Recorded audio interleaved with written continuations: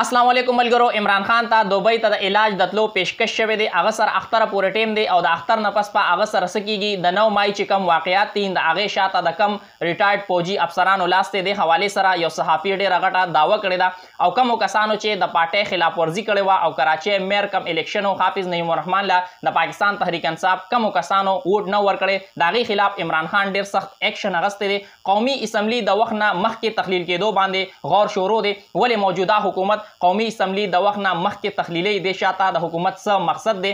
د سوات عوامو او د خیبر پښتونخوا عوامو بلاول بوټو مسترد کو او دا یې ثابته کړه چې سوات یا خیبر پښتونخوا چې ده هغه د پاکستان تحریک انصاف ګړ دی. په یونان کې چې کومه کشتۍ واقعه مخې ته راغلې ده، کشتۍ ډوبه شوې ده، په هغې کې څومره کسان چې دي نو ډوب شوي دي، په هغې کې څومره پاکستانیان شامل دي، د هغې حوالې سره هم معلومات تاسو سره په دې ویډیو کې شریکوم. او شهریار افریدي عمران خان او پاکستان تحریک انصاف سره وفا وکړه، د پریس کانفرنس نه انکار وکړو او پرون چې کله هغه عدالت کې پیش شو نو هغه څه تاریخي الفاظ ویل دي. هغه الفاظ څه دي اب هم په دې ویډیو کې تاسو سره شریکوم. دا ټولې خبرې خو د هغې نه مخکې دا ویډیو مخکې ملګرو سره ضرور شیر کړئ او تاسو خپله قیمتي رای هم ما سره په کمنټ کې ضرور شریکه کړئ. لاول راځو چې عمران خان ته د دوبۍ ته د علاج دپاره د تلو پیشکش شوی دی. کله چې هغه لګېدلی و زخمي شوی و نو هغې ټیم کې د هغه چې کومه یو سرجري ده نو هغه صحیح طریقې سره نه وه شوې. نو اوس هغه ته دا پیشکش شوی دی چې یاره ته د علاج په بهانه باندې دوبۍ ته لاړ شه. او دا دعوه چې ده نو صحافي عادل احسان دا دعوه کړې ده او بل اړخ ته ډېر صحافیان دا هم دعوه کوي چې یاره عمران خان سره اختره پورې ټیم دی. هغه ته دا هم ویلي شوي دي چې یاره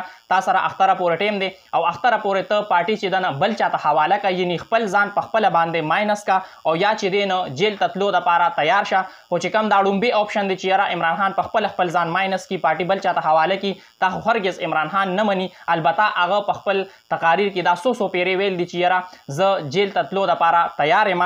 9 مای چې کوم واقعیات دي د هغې شاته کم ریټایرډ فوجي افسران چې دي د هغې لاس دی. دې حوالې سره یو صحافي دی سلمان مسعود هغه دا دعوه کړې ده چې یاره څلور ریټایرډ فوجي افسران چې دي نو هغه په دې کې د هغوی لاس دی او هغوی عمران خان چې دی نو په دې باندې تیار کړو چې یاره ته داسې واقعیات وکړه. ځکه چې هغې کې څه داسې و چې یو کس وی چې یاره زه به صدر شمه، بل کس دا وی چې زه به ډي جي آی سای شمه او ټولو دا غوښتل چې څه ناسه عهدې هغوی ته میلو شي. نو ځکه هغوی داسې وکړل. خو دې حوالې سره چې کوم د جي ایچ کیو ذرایعه ده نو هغې د دې خبرې چې دی نو نفي کړې ده. دا صرف چې دی نو افواګانې دي، دې کې هېڅ حقیقت نشته.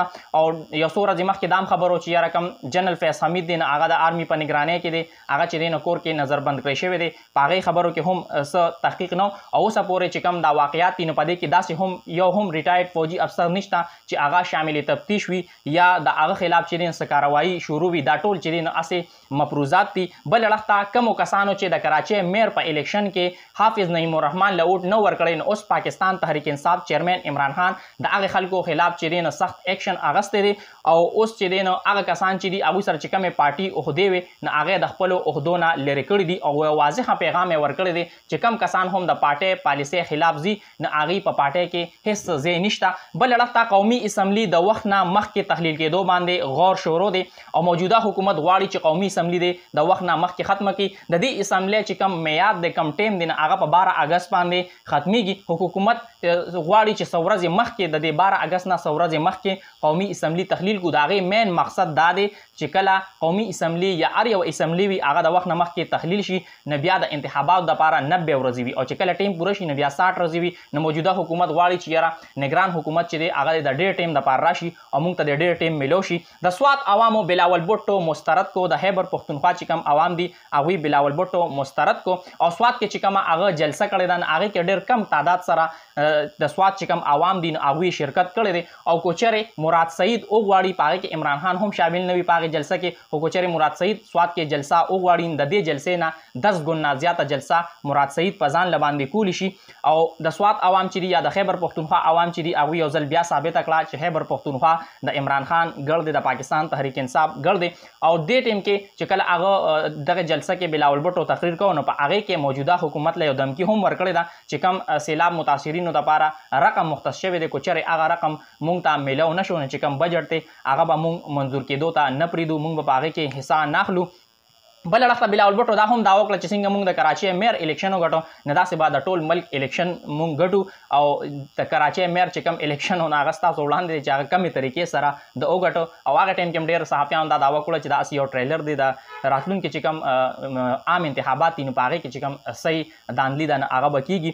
نو اوس ګورو چې دې حوالې سره د دوی د خپل منځ کې کوم اختلافات دي هغه هم ورځ په ورځ سیوا کېږي او تاسو به ګوره چې راتلونکي ورځو کې د دوی په نورو څیزونو باندې هم اختلافات مخې ته راځي. په یونان کې چې کومه کشتۍ اورېدلې ده نو ویل کېږي دا چې په هغې کې ټوټل چې کوم کسان دي هغه 750 کسان او ذرایع اوس دا وایي چې یاره 15 ورځو نه دا جهاز چې دی خراب و د هغې انجن چې دی نه بند او بیا د رسۍ په ذریعه باندې دا جهاز چې دی نو راښکه نو هغې په نتیجه کې دا جهاز چې دی نو واوړېده او 750 کسان چې په دې کوم سوارو نو هغه ټول چې دی نو ډوب شو. په هغې کې ویل کېږي دا چې 310 پاکستاني هم پکې شامل دي. په هغې 310 پاکستانیانو کې 12 کسان داسې دي چې هغه اوسه پورې ژوندي پاتې شوي دي او اوسه پورې د 200 کسانو لاشونه میلو شوي دي او هغې چې کوم لاشونه دي نه هغه لاپته دي. نو زما هغه ټولو خلکو ته دا پیغام دی چې تاسو هرګز خپله زندګي چې ده هغه په رسک کې مه اچوئ او غیر قانوني طور باندې یورپ ته د تلو کوشش مه کوئ. بل اړخ ته پرون شهریار افریدي په عدالت کې پیش شو. عدالت د هغه 2 روزه جسماني ریمانډ هم منظور کو او هغه چې دی نه دې ټایم کې عمران خان سره کلک ولاړ دی. پریس کانفرنس کول نه انکار وکړو. یو صحافي هغه ته وویل چې یاره ته به پریس کانفرنس کله کوې نو هغه دا وویل چې یاره کله ستا دا یقین وي چې یاره هر څه کېږي هغه الله پاک کوي او کله څوک په حق باندې وي نو د هغه دپاره الله پاک چې دی نو هغه کافي وي او د هغه چې کوم حالات دي هغه سره چې څه کېږي هغه ټول تاسو ته پته ده. څومره هم اپډیټس وي او په راتلونکي ټایم کې په دې پیج باندې تاسو سره شریکوم. دا ویډیو مخکې ملګرو سره ضرور شیر کړئ او تاسو خپله قیمتي رای هم ما سره په کمنټ کې ضرور شریکه کړئ. د الله په امان.